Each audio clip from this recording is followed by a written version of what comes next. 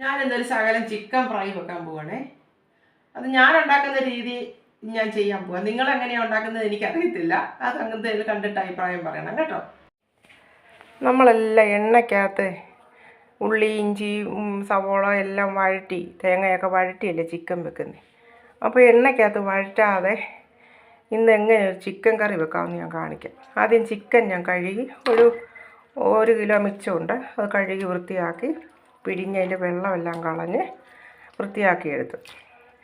എന്നിട്ട് അതിനകത്തോട്ട് നമുക്ക് സവോള പൊടിയായിട്ടരിഞ്ഞ് ഒരു 2-3 ചെറിയ സവോള 3 സവോള പൊടിയായിട്ടരിഞ്ഞ് ശകലം ഉപ്പിട്ട് തിരുമ്മി ഇങ്ങോട്ട് ഇട്ടു.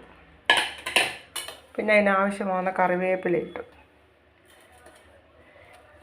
ഇഞ്ചിയും വെളുത്തുള്ളിയും പേസ്റ്റ് ഇട്ടു. തേങ്ങാക്കൊത്തിട്ടു.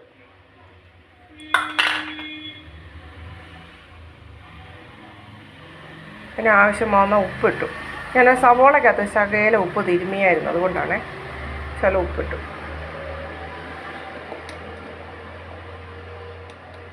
പിന്നെ അതിനാവശ്യമായ മഞ്ഞൾപ്പൊടി ഇട്ടു.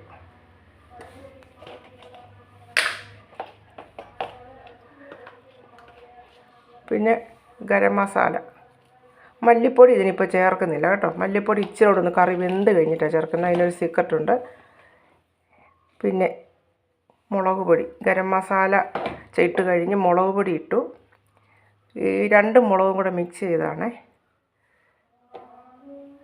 അപ്പോൾ അതൊന്ന് തിരുമ്മി വെക്കട്ടെ.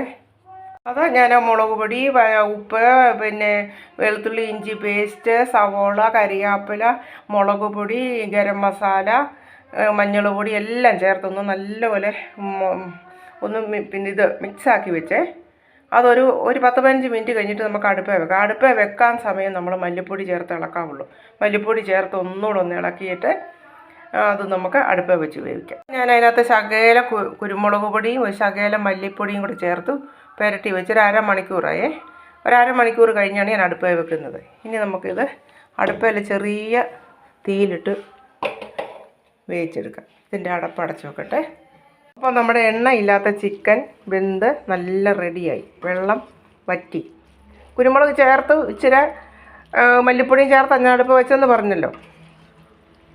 ഇനി ഇത് നമുക്ക് തണുക്കുമ്പോൾ നമുക്ക് ആവശ്യമുള്ളത് എടുത്തിട്ട് ബാക്കി നമുക്ക് ഫ്രിഡ്ജിൽ സൂക്ഷിക്കാം.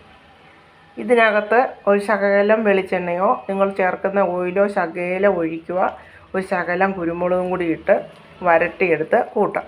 ഇങ്ങനെ തന്നെ കൂട്ടാൻ ആഗ്രഹമുള്ളവർക്കാണെങ്കിൽ ഒരു ശകലം പച്ച വെളിച്ചെണ്ണ ഒഴിച്ച് ഇളക്കിയിട്ട് ഇങ്ങനെ കൂട്ടാം. അപ്പോൾ അധികം എണ്ണ നമ്മൾ ചേർക്കുന്നില്ല കറി വെക്കുന്നതിനും ഫ്രൈ ചെയ്യുന്നതിനുമാണേലും. കുരുമുളക് പൊടി ഇടുമ്പം ഇതിൻ്റെ നിറത്തിന് ഇച്ചിരി വ്യത്യാസം വരും. നല്ല ഫ്രൈ ആയിട്ടിരിക്കും. അപ്പം എല്ലാവരും ഇങ്ങനെ ഒന്ന് ചെയ്ത് നോക്കുക. ഇങ്ങനെ ഒന്ന് ചെയ്ത് നോക്കിയിട്ടേ ഇഷ്ടമാണെങ്കിൽ അഭിപ്രായം പറയണം, ലൈക്കും ചെയ്യണം കേട്ടോ. 1.5 കിലോ ചിക്കനോളം ഉണ്ടായിരുന്നേ. അപ്പോൾ അത്രയും നമുക്ക് ആവശ്യമില്ലല്ലോ. അപ്പോൾ സാധാരണ വെക്കുന്നത് തന്നെ എണ്ണയില്ലാതെ അതെല്ലാം വറ്റിച്ചിട്ട് അതിൽ നിന്ന് കുറച്ച് ഞാൻ കോരിയെടുത്ത് ലാസ്റ്റ് കുറച്ച് കുരുമുളക് പൊടിയും കൂടി ഇട്ടു. ഇത്തിരി കറിവേപ്പിലയും കൂടി ഇട്ടു. ഇത് നമുക്കിനി ഫ്രിഡ്ജിൽ വെച്ച് തണുത്തിട്ട് ഫ്രിഡ്ജിൽ അടച്ച് വെച്ചാൽ എപ്പോഴേലും സമയമുള്ളപ്പം പെട്ടെന്ന് നമ്മൾ ഓടി വന്ന് നമുക്കൊരു കറി വെക്കാൻ ആദ്യം മുതലേ ചിക്കൻ അങ്ങ് ചെയ്യണ്ട. അപ്പോൾ അങ്ങനെ തയ്യാറാക്കി വെക്കാം. ഞാൻ അങ്ങനെയാണ് ചെയ്യുന്നത്. നിങ്ങൾ അങ്ങനെയാണോ ചെയ്യുന്നതെന്ന് എനിക്കറിയത്തില്ല. ഏതായാലും എൻ്റെ വീഡിയോ കണ്ടിട്ട് ഇഷ്ടമായാൽ ലൈക്കും ചെയ്യണം, ഷെയർ ചെയ്ത് കൊടുക്കണം. അതങ്ങനല്ല ഇങ്ങനെയാണെന്ന് പറയണം. ഇത് കണ്ടോ, ഇങ്ങോട്ട് നോക്കിക്ക്, ചിക്കൻ്റെ കളർ കണ്ടോ. കുരുമുളക് പൊടി നമ്മൾ ലാസ്റ്റ് ചേർക്കാവുള്ളൂ. അപ്പോഴാണ് വേവിക്കുമ്പോൾ ശകലം ചേർക്കണം. അവസാനം ഇങ്ങനെ ചേർക്കുമ്പോഴാണ് നല്ല ഫ്രൈ ആയിട്ട് കിട്ടും. ഓക്കെ, അപ്പോൾ ഞാൻ മറ്റൊരു വീഡിയോ ആയിട്ട് വരാവേ.